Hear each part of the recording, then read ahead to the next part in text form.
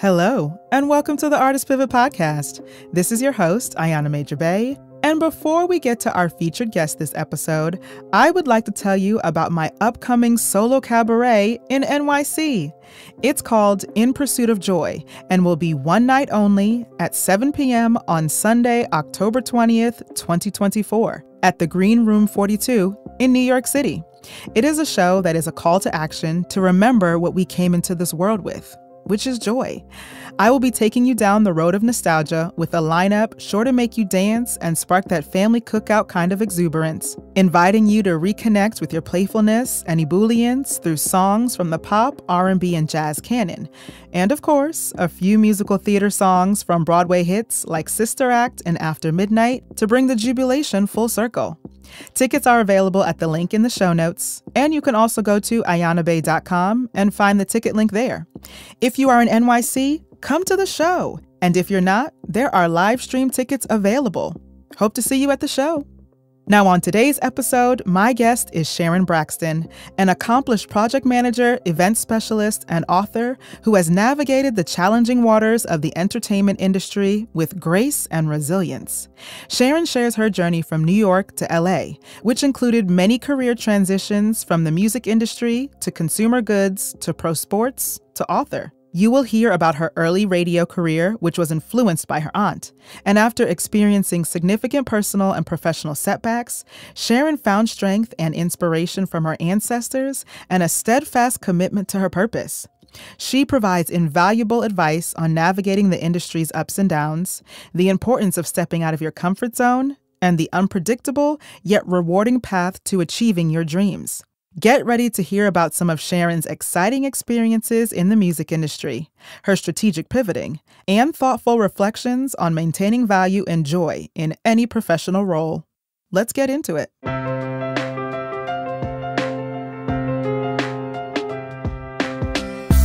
take a listen and let your inner artist play, creating your dreams step by step every day. If you're feeling lost and don't know what to do, always remember that you can pivot to the Artist Pivot. The Artist Pivot. Hello, and welcome to the Artist Pivot Podcast. I am your host, Ayana Major Bay, a multi-hyphenated artist, and I am glad you are here. A couple housekeeping things before we get into the conversation. First, to keep up to date on all the things happening with the podcast, subscribe to the monthly newsletter at ayanabay.com/podcast. Second, to show your support for the show, you can get podcast merchandise at ayanabay.com/merch. And third, please make sure to subscribe, rate, and review this podcast wherever you listen to podcasts, and share this with at least one person. Enjoy the episode. We Audition is the video chat community where actors can audition, self-tape, rehearse, and get expert industry advice. Get instant self-tape readers through video chat, browse through the dedicated actor meditations, podcasts, and books, meet casting directors in the virtual green rooms, and also make money by becoming a reader for other actors. If you join We Audition and use code PIVOT, you will receive a 25% discount on your membership. Link in the show notes. All right, y'all. So today on the podcast, I am so excited to say that joining me is project manager, event specialist, author, just all around like Sharon of all trades, Miss Sharon Braxton. How you doing? I am amazing. Good. So, Sharon, I'm going to ask you my two favorite questions to start off. So, number one is, how are your hydration levels? Have you had enough water today? Oh, it's so funny that you asked that question because last week I told myself I am going to drink a half a gallon to a gallon of water daily. Mm-hmm. And I have stuck to my promises. So my hydration is on point. Yes. Ma'am. Okay. I'm giving you a hand clap and I'm giving you virtual flowers. Yes, ma'am. Thank you. I appreciate that. Yes. I'm so here for that. Yes. Me too, because it wasn't on point 2 weeks ago. Mm-hmm. Not as much as it should be. So it's on point right now. Oh, I love that. I love that for you. Yes. I need to catch up to you. I'm have had if I've had 2 of these, I've probably had about 45 ounces today. Well, that's Oh, good. and I did have a seltzer water. Does that count? That counts. That boom. counts. Boom. Yes, that counts. Yes. And then my second question to you would be, if I were to text you right now and say, Sharon, how are you? How you doing? How you feeling? But you could only respond in emojis only, what would you text me? I would text you the face with the stars. Ooh. Yes, I would text you the little round face, and it has the 4 stars. That's how I'm feeling right now. Yes. Good. Ugh, I love that. I love that. Yes. Thank you for that imaginary text. Yes. Yes. So y'all, I brought Sharon on the show because I am so intrigued by her journey. And she has been in a lot of different aspects of the entertainment and also sports business. And kind of you've blended the two. And I know you started in music, correct? Yes. And I just want to hear I will also say that hearing parts of your journey, like when we met, is like, oh, yeah, I can keep going because she kept going, right? No. Like you inspired me that way. I was like, Sharon, okay, Ayana, come on. You got someone in your corner. She kept going, you keep going, right? So I just want to acknowledge that you definitely did inspire me. And I'm like, okay, yes, Sharon, yes. I appreciate that. That's You're kind. welcome. You're welcome. And so what I want to start with, my first question to you would be, how did you even get started in the music industry? Because I know you're not necessarily on the talent side, like forward facing, but you're in the back. You're the one that advocates for us, right? You're the one that helps us talent out. Yes, for sure. I got started because my aunt, God rest her soul, she just left us and went to heaven a couple weeks ago. But my aunt, I used to watch my aunt practice. Okay. In my grandmother's basement. My grandmother had a red leather sectional couch with, remember the plastic on the couches? I sure do. My grandmother had one of those, and I remember my aunt looked like Whitney Houston and sounded like Whitney Houston. And so that's to give people a visual. And I watched her practice, and she just had such a presence about her. And I just thought, wow, she's amazing. Wow, this is the music business. Yeah. So I think I was probably about 6 years old. And then as I got older, fast forward to college, I was 19 years old. And I remember, I may have been 18 or 19. And I remember being in my dorm room with my roommate and us hearing the radio. WRBB was our college radio station. And it was so much more than that. It was the number 1 radio station in college radio. Ooh. And I know WERS from another school in Boston would say something different, or Howard's radio station. I had a friend that worked there. He would probably say something different. But I remember listening to Phi Beta Sigma, and they were on-air personalities. And I said, I want to do that. And they said, yeah, we'll help you. We'll help you get your FCC license. Ooh. So I got my license, and you have to start, in the middle of the night. So I had a 3 a.m. to 6 a.m. show. Then I moved up to a 12 a.m. to 3 a.m. show. And then I later became the music director. Okay. And so that's how I kind of got my start in my love and passion for, okay, I can do this as a career. Yeah. So, yeah. Oh, okay. I love that. So we have a former on-air radio personality, y'all, joining us. So you're not new to the microphone, okay? You are not new. Yes. And the crazy thing is, I didn't keep going in that arena because I was like, oh, there's no money in that. And I need to make some money. And then all of a sudden, you see Wendy Williams, who also went to the same college I went to. She's a little older than I am, but she started at WRBB Radio. And voila, look at her. And there's so many other, Mike Shannon, who was another guy who's on, I think he's on with Sirius Radio now. Mhm. There's so many. He was with one of the other stations in New York. There's so many people that have gone on and did very well in radio. Yeah. And I should have maybe. I mean, Yeah. God has it. You know, your path is your path. It's that. What's for you is for you. Your path is your path, right? That's right. It really is. We could do the shoulda, coulda, wouldas all day long. Right. However, yeah, we are where we are. Yeah, we are where we are. Yes, yes. And so with that, so when you decided, okay, you left college, and so you're like, okay, I'm not going to pursue, being a radio personality. What did you go into? Was it still in the music industry? Yes, yes. I worked at the labels. So okay. After I graduated from college, I ended up moving to Atlanta, and I worked for a guy that had a deal with Sony. So basically, he had a distribution deal, and he was a small record label. Okay. And then I did some road management stuff, like when people came to Atlanta, I would take them around.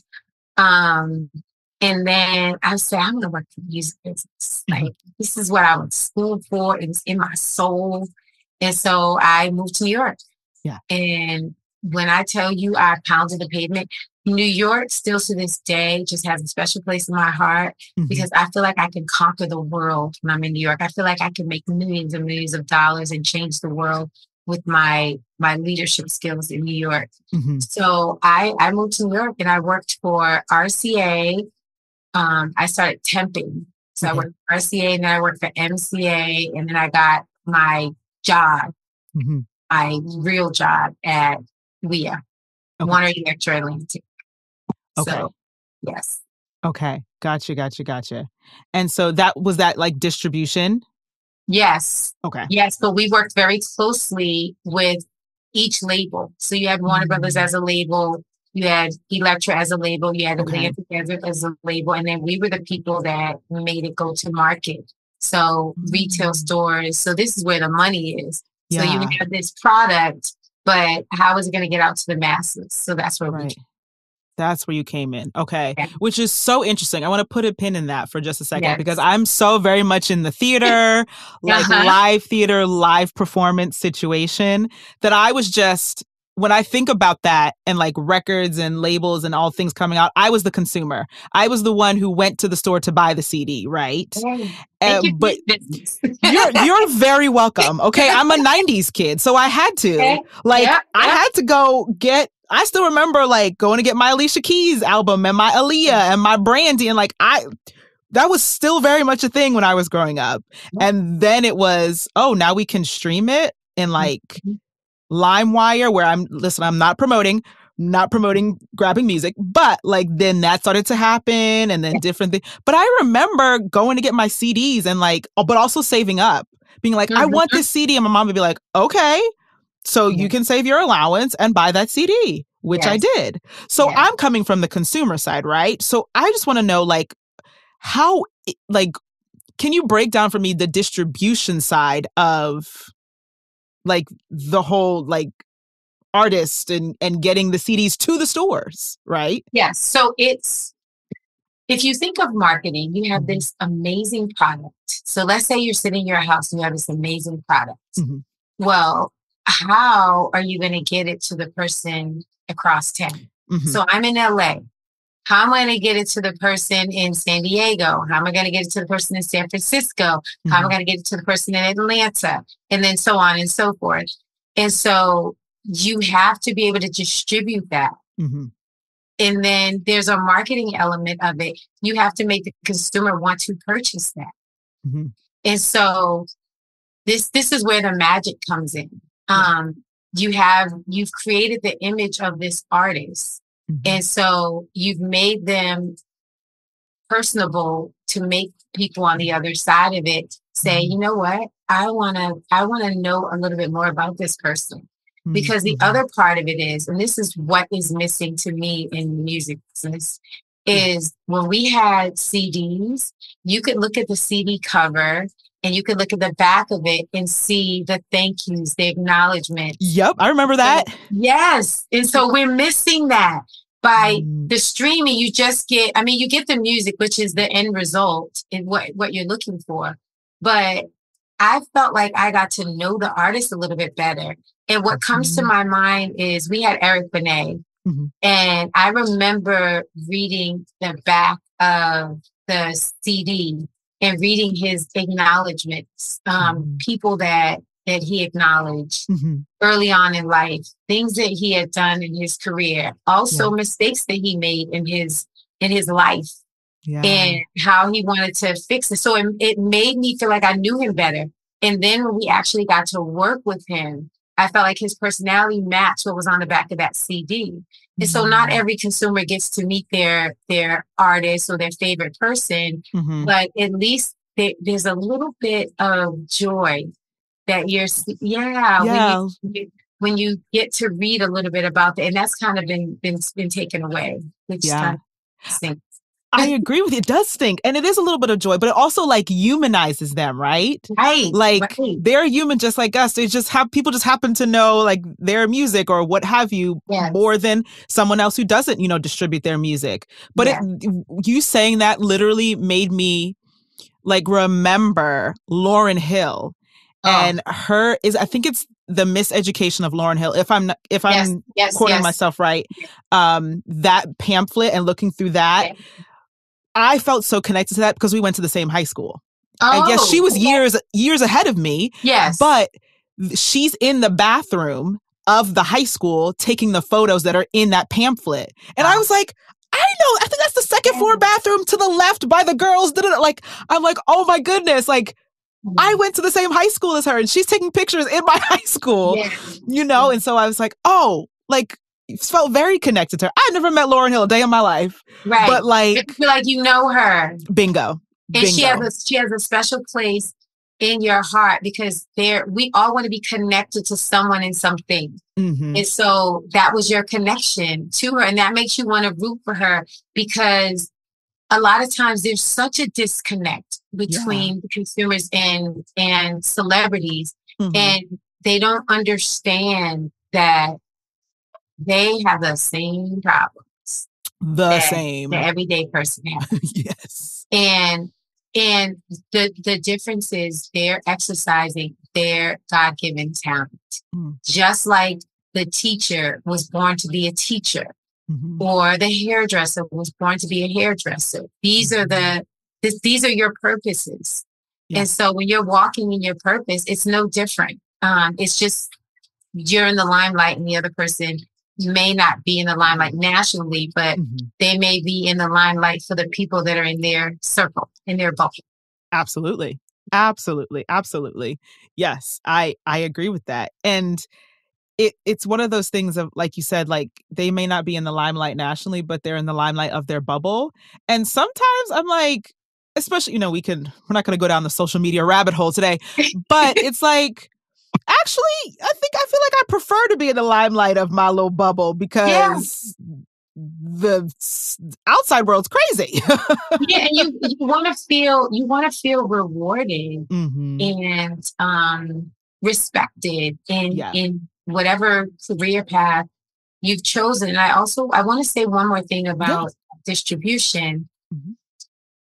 What also happens is you have this product, and this is the distribution is where you make the money outside of publishing.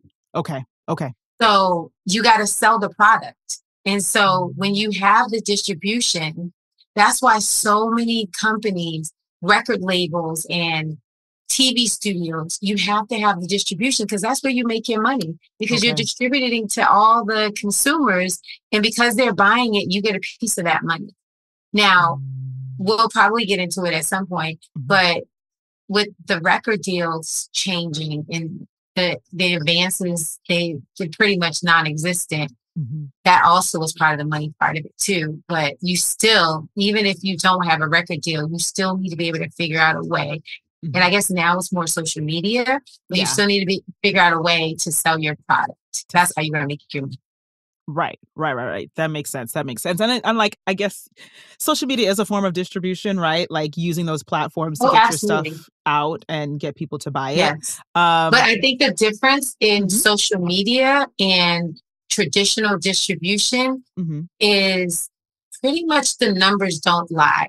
So if you Mm. got a gold album and a platinum album, and yeah, maybe if you're in between gold and platinum, maybe the record label can buy it to get it to the tip of the getting to platinum, Mhm. but the numbers don't lie in the beginning. And it's Gotcha. pointless for a record label to buy everything. So with Mm. social media, which is fake, and I know I probably shouldn't say that, but I'm being honest A lot because of it there's, is. A lot of it is, yes, and there's a unfortunately. young person out there listening and Mhm. maybe watching this, and I want them to know that don't kill yourself trying to get your numbers up. Don't kill yourself because somebody didn't like your fabulous picture. You're beautiful Mhm. anyway. You're Mhm. smart anyway. Mhm. These are not your real friends, real family members. And so if someone doesn't like your picture, your post today, it's okay. As long as you like you, doesn't matter. That. That. That. Yes. That. As long as you like you, it doesn't matter, right? Right, Like right. that's really it. That's a t-shirt. That's that is a t-shirt. Important, right? Yeah. It's important. Yes, it's very And this important. social media thing makes people think, oh my God. I remember I was talking to a friend of mine, Mhm. and he said that his niece was really upset. She's Mhm. probably about 25, really upset because her friends weren't liking her posts. Hmm. And I said, have her call me. Yeah. Because for me, it's ridiculous. But for young people, it's almost the end of the world. Yeah. And once you take yourself out of, you know what, I like me. Mm. I like what I'm posting because it brings me joy. Right. Then it doesn't, it takes the murkiness out of it if Mm. someone doesn't like your post, which is so weird in this era of It that. Listen, it's so weird to me. I mean, I've like I feel like the first my very influential adolescent years wasn't with it. Facebook Yes. came around when I was in college, so I'm like I'm very thankful for that because it's like, Yep. wait a minute. This is not even really real. Like Right. why am I girl, put the phone down and go walk outside. Like you know. Walk outside, have lunch with your friend, Right. talk to your friends on the phone. Right. That's more meaningful. That's a lot more meaningful. A lot more meaningful. And I actually wanted to ask you about your pivot from the like music industry and like Yeah. so I have a sentence you wrote here that I want to like point out. So Okay. if this is the first time you're listening to the podcast, I asked my guests to fill out a Google form just so you know we have a roadmap in case we don't go so far left or we're like, what were we even talking about, right? Yes. But you wrote down for me like, okay, you worked with all in the music department, all of these great people, but then you said you felt like you were having too much fun and decided to go back to school, and you wrote your first manuscript in class at Columbia University. So Yes. what do you mean by you were having too much fun? Aren't you supposed to enjoy your job? Like, if we got to make these green coupons anyway, why can't I have some fun? Let me tell you something. To this day, Uh-huh. working in the music business has been it. I can smile. I could jump up and down and run around right now because it just brings me so much joy. The Yeah. people that I met, the parties, Mm-hmm. working in the music business made me want to party until I was 70. Okay. Now, as I get older, I realize, okay, that's unrealistic. But imagine being in an environment where, first of all, I was the person in charge of the guest list. Okay. So being in charge of the guest list, so I'm already going to go inside and have a good time. Mm-hmm. And then our holiday parties, we didn't pay for anything. It was open bar. It was, and even if you're not a big drinker, to know that it's there, Mm-hmm. if you'd like to have a drink, a cocktail, and you don't have to pay $20 for one drink. We had at our holiday parties, we had an ice cream machine. We had characters walking around. Mhm. They gave us gifts. So I come from an era where corporations during the holidays, they give you gifts as a thank you. Mm-hmm. I happen to work for one of the most incredible executives on the planet, God rest her soul, Rita Roberts. Mm-hmm. And the things that she taught me in terms of business and how to navigate through corporate America Mm-hmm. is just priceless. And I remember her telling us early on, listen, everyone wants this job. Mm-hmm. So I want you to appreciate this journey. She bought one year for Christmas, she bought us all photo albums, leather photo albums, because Rita didn't do anything that was inexpensive. She was the Burdock Goodman Barney's lady. Okay. And I used to be like, I'm gonna be like that one day. And I remember I said to her, I said, Rita, you might have the same shoes. She's like, darling, I think so. And we did. Mine was so much cheaper. But but she was a magical woman. And she said, I want you to start keeping pictures of the events. And so to this day, when I have a job, I'm the picture girl. Yeah. And so I have pictures of different artists that are no longer with us. Curtis Mayfield, Levert, Gerald Levert. And you can't get those memories back. And the fun, I worked in Black music, I worked in R&B and rap, and I worked in jazz and classical music, and I also worked in pop. Okay.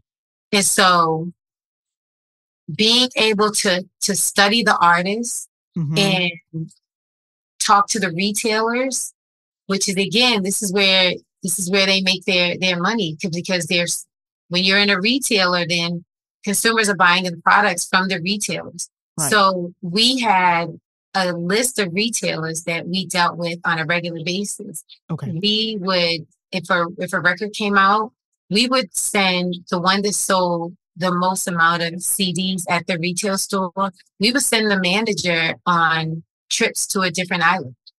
Oh, wow. Yes, because you're making this artist money, which is also making the distribution money, which is also making the record label money. Right. So we're very grateful. And so we would do all kinds of contests, incentives for them to sell the product. Not to mention, we would also have the artists at the store, and we did what's called an in-store. So now you could come and meet your favorite artist. You can get the picture signed. You can get a picture with your artist. You can have a brief conversation with your artist. So all of those, it was so much fun. And we had all the good artists. Yeah. Warner Electra Atlanta had all the great artists. We had In Vogue. We had Busta Rhymes. We had the Braxtons. So I was able to work with family members and talk to them about what I saw on the business side, because they were on the talent side. So I got to work with my favorite artists. Eric Benet had just come out, and he was amazing. I had some other friends that I worked with when I was 19 years old in Boston in college. They were a singing group. Yeah. They had changed their name from Not Your Average Girls to Faja. And Faja had a record deal, I believe, with Arista, and then they got rid of that record deal. I don't know what happened, but they ended up having a record deal with Warner Brothers, which they became one of our artists. And so I got to work with people that I knew when I was 19 years old. Yeah. And so and so when you're working with people that you really want to work hard for them. Yeah. So it was just fun. It was so much fun. The people, the relationships that I built with people. When I left WIA, I left with a good amount of money, because what I was taught now, what to do with my money, how to save it, all of that stuff. It was just magical. It didn't feel like work. Yeah. It felt like I was just going to have fun for 8 to 10 hours. Yes. So, yeah. I love that. I love that. Yes, yeah. yes. Okay. So my next question to you would be, what caused you to leave the fun, right? Like you were having so much fun, you were living, loving life, making money, but then you pivoted. So like, I want to know what happened. What had happened? What had happened was I saw a shift in the music business. Mm-hmm. I felt like there was a decline in how the corporate structure was. Mm-hmm. And I was there for a while, and I was so blessed to work with Cher, Madonna, and just so many just beautiful, beautiful souls. I felt like, okay, they're all under the umbrella of Leah, Mm-hmm. but what if I wanted to work with Michael Jackson and Beyonce? Yeah. They were not under the umbrella of Leah. Mm. And so I also, once I saw the shift, I wanted to go into consumer goods because I felt like that would, I guess, keep me working Mm-hmm. through retirement. Just trying to plan. Yeah. That's all. Just trying to be a good planner and be mature about it. Mm-hmm. And so I felt like if I worked in consumer goods and marry that with entertainment, Mm-hmm. then that was probably the smartest thing for me. Yeah. And I felt like this is what life was going to be like. If I could have fun like this, there was fun everywhere. Yeah. Every job I get, because I'm creative. So I knew I was going to be in a creative space. Fair. And so I felt like, okay, well, if this is what creativity looks like, then my next job is going to have the same thing. Maybe not the same people, but it's going to be the same thing. Mm-hmm. And that it wasn't. It was same thing. Like I did have fun. Yeah. But the journey was very, very different. Mm-hmm. Mm-hmm. Very different. Okay. And so, right, as you know, as I'm learning, as I'm blessed to be on this earth year after year after year, learning the journey, different sections of the journey are going to look differently, right? So I guess my question would then be, you were in New York, but then, y'all, now she's in sunny Los Angeles, sunny. So I want to know, how did you get from New York, the place where you're like, oh yeah, I can make it here. Like New York is my city, to LA, which is a different ballpark. Yes, it's very different. Yeah. I knew living in New York, I knew at some point I needed to be in LA because I am a lioness. I'm a Leo and I am a summer baby and I needed sunshine. Fair. If I could pick up the people in New York and move them to LA, this would be the perfect place on earth.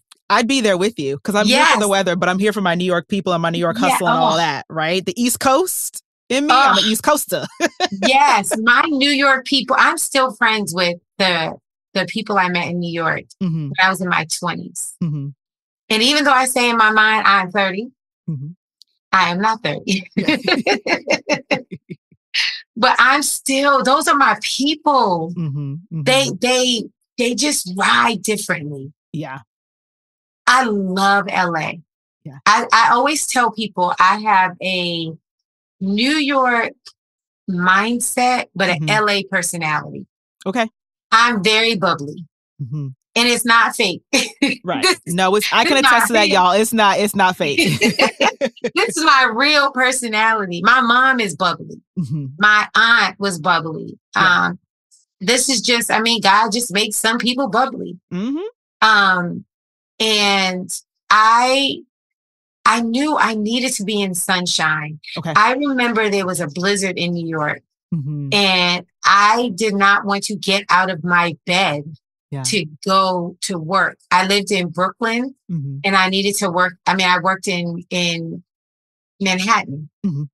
There was some days where it was so cold, I didn't want to get out of my bed. Once I got out of the bed and took a shower and got myself together, it was fine. Yeah. But it was just cold. And Mm-hmm. I was like, Lord, I'm not going to be able to stay here till retirement. Mm-hmm. And Mm-hmm. so I just knew I had to be in sunshine with palm trees Fair. and having an acai bowl. Okay. I'm here for that. I'm here for that. So did you have a job already going out to LA, or you pivoted again and like, okay, I'm going to find a new avenue in entertainment to go to? I did not have a job. Okay. I Okay. did not have a job, but the blessing that happened to me is Mm-hmm. I took a job in Polaroid. I still kept my place in New York, Mm-hmm. and then I got a place. I went back to Boston Okay. to work at a company. I had gotten a job offer at Disney in LA, Mm-hmm. and I had gotten a job offer at Polaroid. Mm-hmm. And I said, I'm going to LA.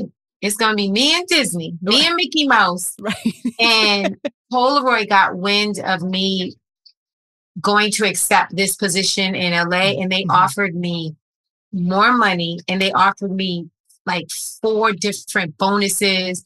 So it was an offer I could not refuse. Right. And so I took a job there, and then Mm-hmm. I was there. I had a great time. Mm-hmm. And I was there for, I think, like a year and a half. Mm-hmm. And it was definitely under 2 years. And I got laid off.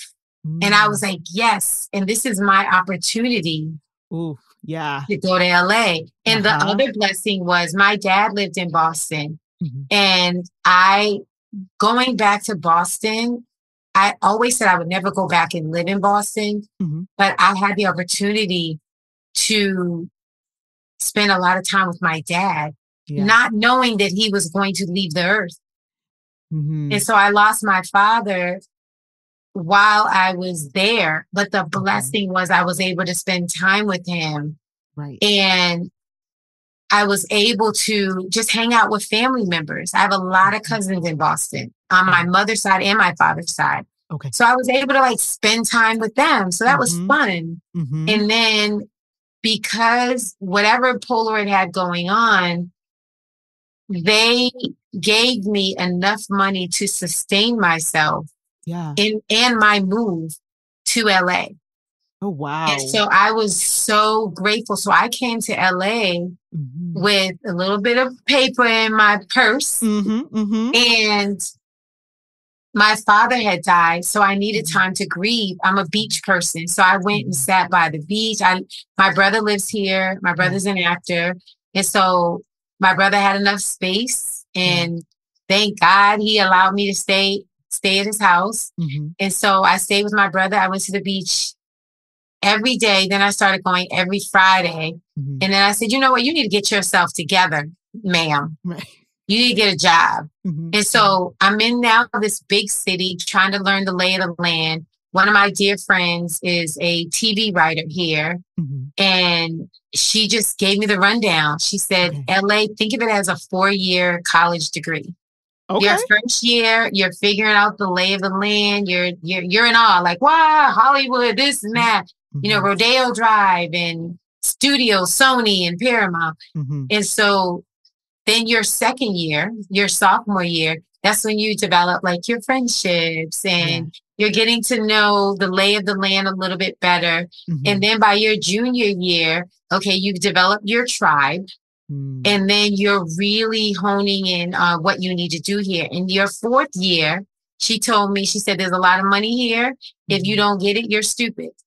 And I was like, well, okay, then. Now, it sounds, what I just said sounds easy. It's not easy. A lot of times if I put it in the way that she put it, you almost need your PhD because that's kind of how long it takes. Mm-hmm. But what I did is I wrote a letter to every single president of every studio. Okay. And I told them that I was in town. Mm-hmm. That's that New York mentality. Like, I'm here. There you go. Yep. And I need a job. And I told them I wanted to go to lunch with them. Okay. The nerve. I said, I'll call you in 72 hours. Again, the nerve. Right. And so I called all of the presidents in 72 hours. Wow. And you say wow, I say wow. It sounds like a great story, but guess what? None of them answer the phone. Okay. Okay. None of them, except for the president of one of the, and I will say his name because then people may start calling him. I don't even know if he's still there. But one of the guys answered the phone. Well, his assistant answered. I asked to speak to him. The guy gets on the phone and I'm telling him, okay, I'm obviously I introduce myself or whatever. And then I say, can we go to lunch? And he starts laughing. Oh, okay. And I'm like, you're laughing? I'm serious. Right. I'm serious about this. Like, why are you laughing? And he said, I'm laughing because you really think that I have the time to actually meet with you. I'm super busy. I'm running a studio. And so I'm laughing because I feel like it's very bold of you. And I think that you're going to do very well in this town. And I said, well, I'm so happy that you think this is funny. And I would also like to let you know that I don't really have the money to take you to lunch. So I was hoping you could kind of take me to lunch. Because you have more money than me. Right. And so he was like, okay, he was probably like, this chick is tripping. I am not taking her to lunch. And he said, I'm not taking you to lunch. I'm not going to lunch with you. I'm too busy. But what I will do is I will offer you some words of wisdom. You need, I said, well, I have a resume. I'm coming from New York. I work with this person. I did this. And he said, that's great. Everyone that comes to Hollywood, to LA, they have a beautiful resume. You have doctors and lawyers that have come here and they want to be an actor or an agent or a dancer, a singer. And he said, everyone has a good resume. You need something tangible. And I said, well, tangible like what? Yeah. And he said, you need something that we can actually hold and feel and look at. And so I said, like, I don't know, like, what do you mean, like a movie? And he said, yeah. I said, I don't have any money for a movie. A movie? Right. I don't have any money for a movie. So fast forward, what I did is I joined all these organizations and I created a small film, 3 minutes long, but it had no people in it because I couldn't afford it. So I did it based on seasons. So our lives are based on seasons. Yeah. So you figure, I would say the fall is you're born, maybe you go to high school, you go to college, life is good. The winter months are the things that we go through in life. Sometimes you can't find a job. People go through a divorce. There's a death in the family. You can't find an apartment. Living in LA is very expensive here. Yeah. You may not even be able to afford your groceries. There are some people that are really struggling here. So these are their winter months. But because we have a God and God is love, it changes. Life is about ebbs and flows. So you get to the springtime, things are starting to look up just a little bit. The flowers are starting to change and things are starting to really happen for you. Yeah. And so that's what I did in this short film. And so I showed like the winter months where it's really hard. You have blizzards and snowstorms and tornadoes in some places. And then the spring is happening. And then you get to the summer months and that's when it's on and popping. Yeah. That's when, okay, you got your mojo back. Right, you know, right. It's when life is turning around because it's always going to turn around. And even in those months when it seems like, oh my God, I'm not going to ever find my person, find the right job, find the right tribe of people to hang out with. It's always going to turn around. And if you just keep moving forward, then it's going to turn around. So those are your summer months. Yeah. And you get to go to the beach and you get to really have fun and you get to look back in terms of, wow, look how far I've come and look at all the blessings that have happened to me. And so I created that. I worked on the music. And so how I did that is I went to these organizations and I started meeting people. And I met this guy, my friend Andy. He raised his hand because we had to introduce ourselves. He raised his hand and said, I'm an editor. Mhm. Bingo. I'm like, I'm going to be his friend. So I went up to him and I said, listen, I don't really have money to like take you to like Crustaceans, which is a really nice restaurant here in Beverly Hills, or a 7-star restaurant.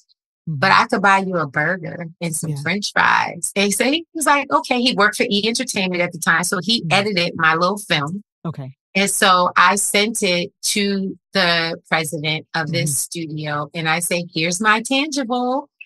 And literally a week later, I got a job at one of the studios. Now, I don't know if he performed his magic and allowed that to happen. I don't know. You don't, right. But I know I was working. Yeah. And part. So that taught me that in LA, because this is a city where a lot of these places want you to start all over. And I felt like my career was an extension from New York. Okay. Yes. New York is a major market city. And there is no city there's no match to New York. We know this. Yeah. And so I felt like this is a continuation. It's a bridge. But in LA, the way you're treated here, it's not. They want you to start over. And when I started interviewing here, I remember I interviewed for a very popular agency. And this young man said, okay, you start in the mailroom. Excuse me. Now, there's nothing wrong with somebody wants to work in the mailroom, but I am not doing that. Like, why did I go to college? I could have just came straight from junior high school. Right. And so I was like, no, it's because I had been working in the music business. You had years of experience under your belt. Yeah, I have something different for myself. Yeah. And so I was like, this is not going to work. But in me working at one of the studios, it was a blessing because it allowed me to pivot in a way that I felt valued. Ooh, wait, pause, please, T for time. Hold on. Let's say that again for the people in the back. It did. You have to be able to be in a workspace where you feel valued. You feel valued. You feel valued, you will work when the boss is not even looking. And for me, I learned all of these things. Not obviously, but I learned these things from my parents. My mother was very influential in teaching us that who we are as humans, as Black Americans. And so when I got to work in corporate America and I worked for Rita Roberts in the music business, that's some of the things she taught us. When you become a manager, when you're a leader, you make sure you value your staff. Yeah. Because they may not show up for you in the way that you want them to do, to show up for you if you don't value it.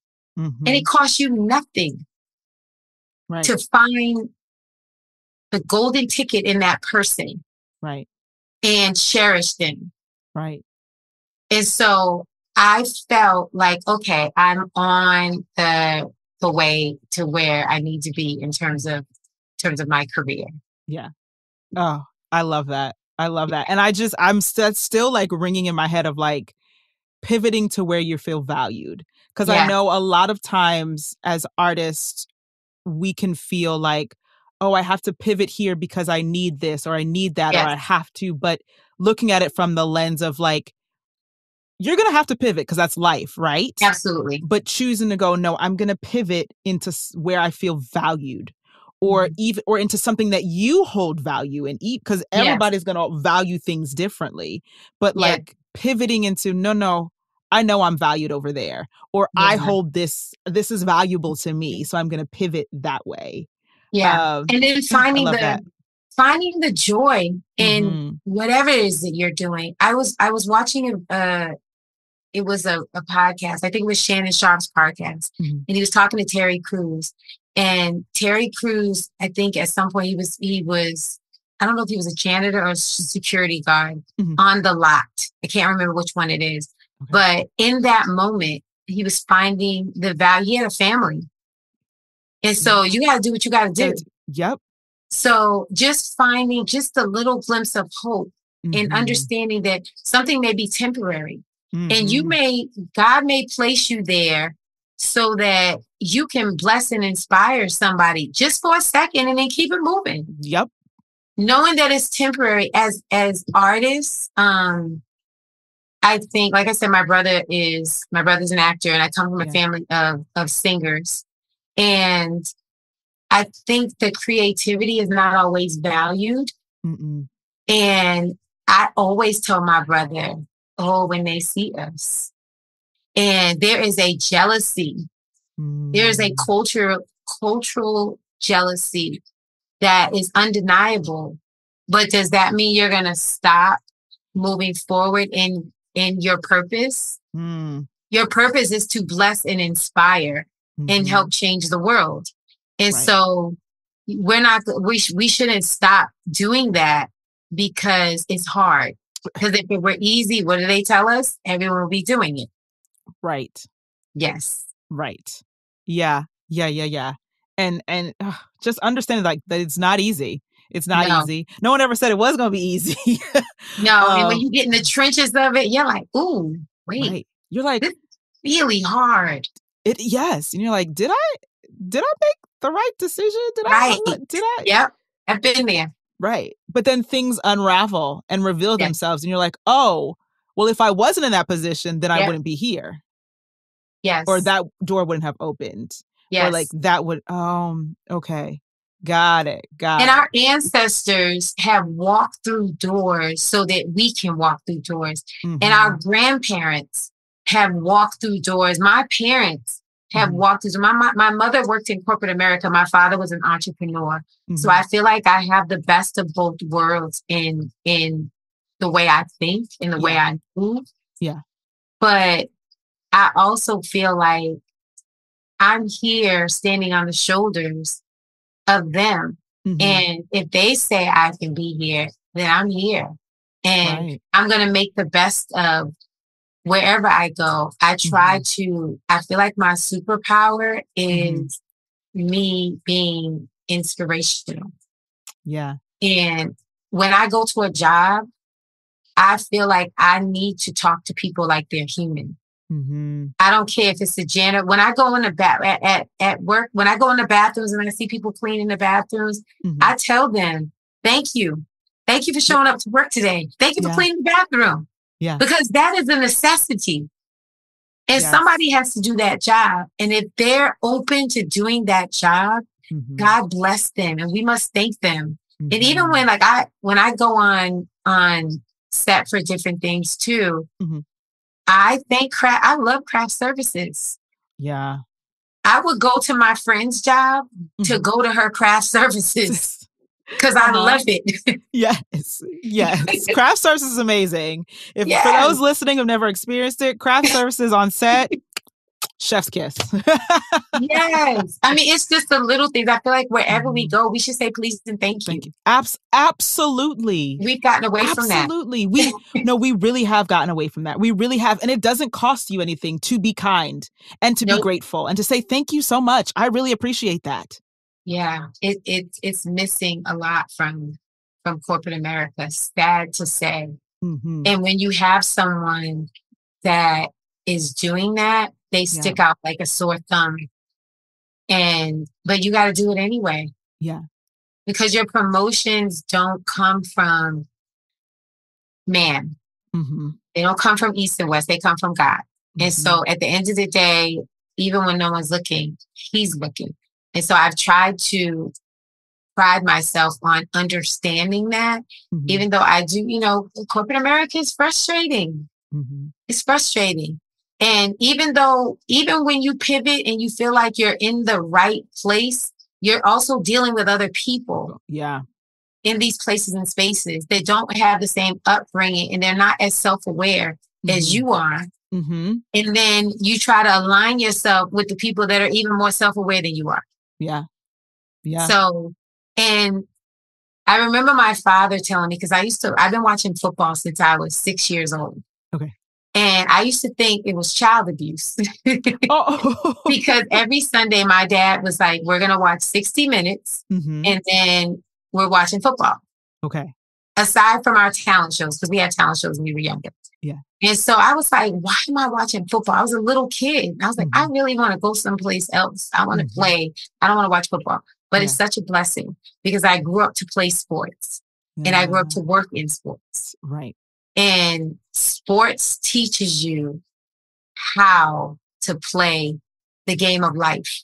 And when you're the quarterback and you got the ball, it's not personal. Someone's going to try to tackle you.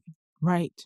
So when you're talented and you are doing your thing, like I go back to Shannon Sharp, just the talent. So like Cat Williams said to him, they're going to come after you. So he should understand it even more because he was a football player. Me and Shannon Sharp. So when you have the ball, people are coming after you. And what do they do in football? They tuck it and then they run. And so, but they're not allowing themselves to get caught, which is how they get the touchdown. And so sometimes we do get caught up and we're like, we realize that, oh, maybe I shouldn't have responded to that. Or maybe I should not have taken it to heart what this person did to me at work, because we don't have to go home with that person. We don't have to marry that person. We don't have to be friends with that person. It's business. And so I am still learning these things. But it's a lot of things that was instilled in me at a very early age when it comes to corporate America. And sports and entertainment are no different than working at the bank. Right. Yes, I love that analogy. Yes, thank you for that. Thank you. So to wrap up, my question to you would be like, what would be your nugget of wisdom for other artists, for other people working in entertainment, just around this whole industry, right? In terms of just to keep going if they so choose. Or to pivot into something that they feel valued in. I would say, and I have this on my voicemail when people call me. Step outside of your comfort zone. This is where the blessings flow. When we're in these places and spaces, it's uncomfortable at times. When we're going to another level, it's uncomfortable. When God is changing us, it's uncomfortable. And so when you look back and in our sister group, there are women that have won Emmys. And I'm so like in awe by the women in that sister group, because it's not easy.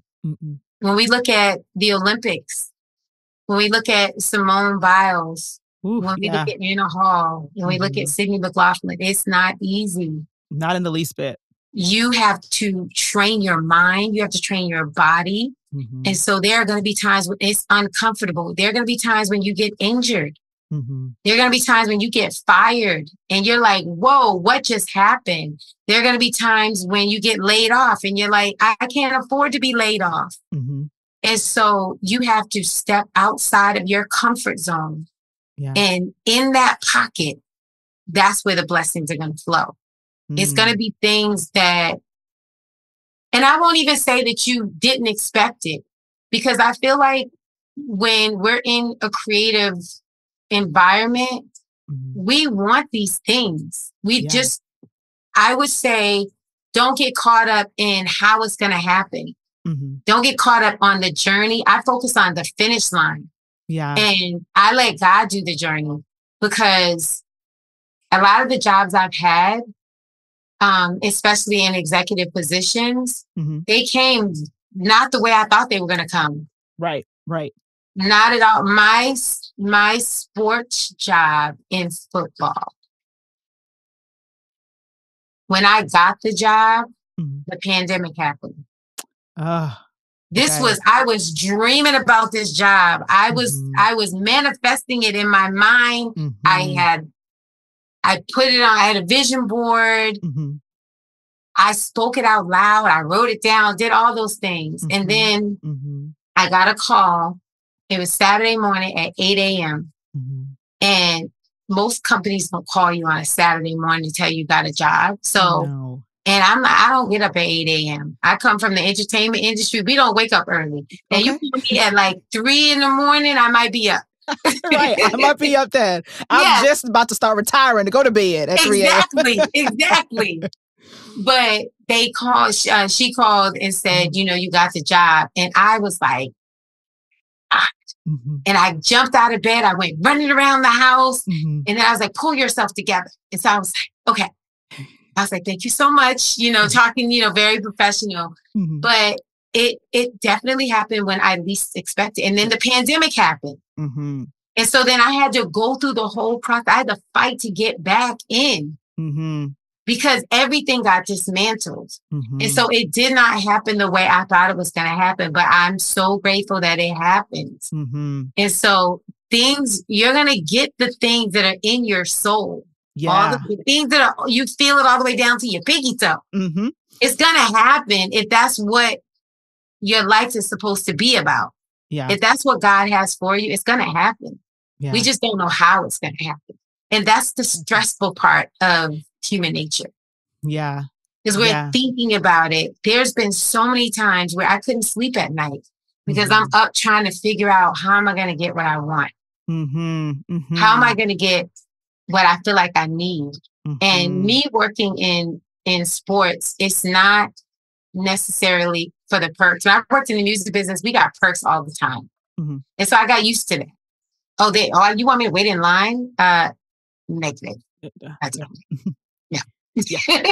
I don't do that. But, there are times we have to humble ourselves, and it's okay because sometimes it says the last should be first. And so for sports, to me, working in sports, it's a spiritual thing for me.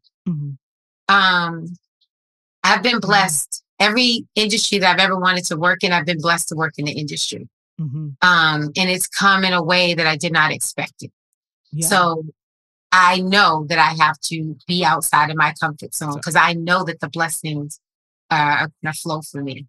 Right. Outside of the comfort zone. Yeah. Oh, Sharon, I love that. Thank you so much for sharing. Thank you, thank you, thank you. So before I let you go, y'all, I need to shout out that Sharon is also an author, and her latest title is called Skin in the Game, Black Buying Power in Pro Sports and Entertainment. I will put a link to your book in the show notes, Sharon. Thank you. You're welcome. Thank you so much for sharing. So I have one more thing to say to you, but before I do say that, tell people where they can find you out here on the interwebs. The biggest place for me is Instagram, and it's at the real Sharon Braxton, and it's REAL, and then Sharon Braxton, BRAXTON. Perfect. And then my book is on Amazon, of course. Got it. Those will all go in the show notes. Her Instagram handle, y'all, the book, Amazon, it'll all be there, easily clickable. The book, again, if you are listening, I want to write it down. It's called Skin in the Game, Black Buying Power in Pro Sports and Entertainment by the one and only Sharon Braxton. So to wrap up, I must say to you that I acknowledge you, I celebrate you, and I uplift you. Aww. Thank you. I appreciate that so much. You're so very welcome. You're so very welcome. Thank you so much for joining me. Oh, thank you for having me. This was great. This podcast is produced by Ayana Major Bay. Editor is Kieran Niement. Theme song lyrics written by Ayana Major Bay and Melissa Victor, with performance by Ayana Major Bay. Please make sure to subscribe, rate, and review this podcast wherever you listen to podcasts.